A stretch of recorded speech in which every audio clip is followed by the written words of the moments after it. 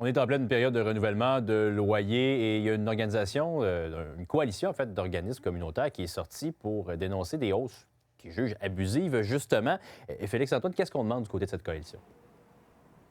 Bien, c'est la coalition de Québec contre les hausses de loyer. Le nom dit tout, Jean-Simon. Essentiellement, on est venu dénoncer en cette période de renouvellement de baux toutes ces hausses qu'ils voient aller dans leur secteur respectif et qu'ils jugent abusives.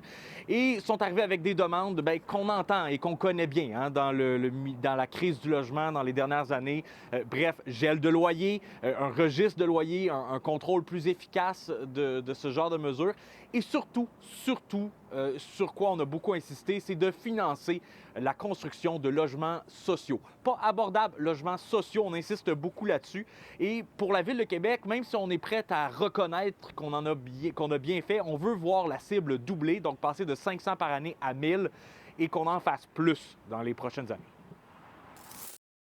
D'abord, c'est sûr que la Ville peut augmenter ses objectifs. Nous, ce qu'on lui demande, c'est de s'assurer que ces ressources publiques municipales qui devaient auparavant aller à du logement social, strictement sans but lucratif, selon l'ancienne vision de l'habitation, servent à ça.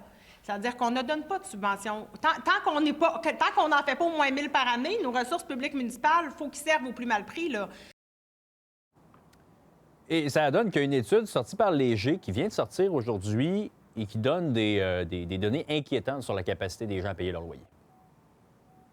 Oui, étude commandée par l'organisme Vivre en Ville. C'est la 3e année qu'ils le font pour avoir un peu un portrait hein, de l'immobilier locatif au Québec.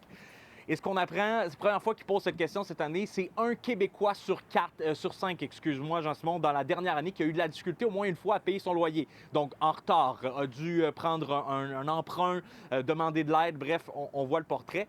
Et même 13 des Québécois à qui c'est arrivé plus d'une fois dans la dernière année. Donc, des statistiques très inquiétantes. Et quand on demande à l'organisme Vivre en Ville, bien, la solution, elle est où? Mais elle passe, selon eux, par le taux d'inoccupation. Les positions que nous, on tient, c'est que le taux d'inoccupation qu'on devrait viser en société, c'est 7. Parce que quand on regarde à l'international, quand on regarde ailleurs en Amérique du Nord, à partir de 7 de taux d'inoccupation, les loyers progressent moins vite que l'inflation. Ça veut dire qu'année après année, les gens ont plus d'argent dans leur poche pour se loger. Ça fait longtemps qu'on n'a pas eu ça au Québec. C'est arrivé dans les années 60, 70. Il y avait beaucoup de constructions d'HLM, par exemple, qui sont venus offrir beaucoup de compétition dans le marché. La Ville de Québec a refusé notre demande d'entrevue pour réagir à la sortie de la coalition de Québec contre la hausse de loyer. Merci Félix-Antoine.